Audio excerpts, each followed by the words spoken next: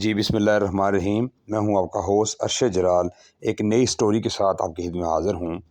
عامر Gaddafi جو کہ ایک لیبیا کا ایک شہری ہے، 1 روپیہ اکٹھا کر کے حج کے لیے روانہ ہوتا ہے۔ جب وہ ایئرپورٹ پر آتا ہے تو قذافی نام کی وجہ سے امیگریشن حکام نے ایئرپورٹ پر روک دیا۔ عامر کے بغیر ہی طیارہ روانہ ہوا۔ 2 بار جہاز کو خرابی کی وجہ سے ایئرپورٹ پر اتارنا پڑا۔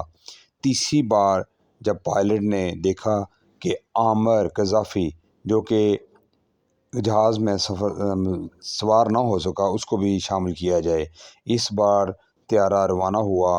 شاید عامر ہی وہ مسافر تھا جس کے ساتھ طیارے نے روانہ ہونا تھا، تو عامر کے بغیر کیسے طیارہ روانہ ہو سکتا تھا؟ اس طرح اللہ کا کرشمہ کہ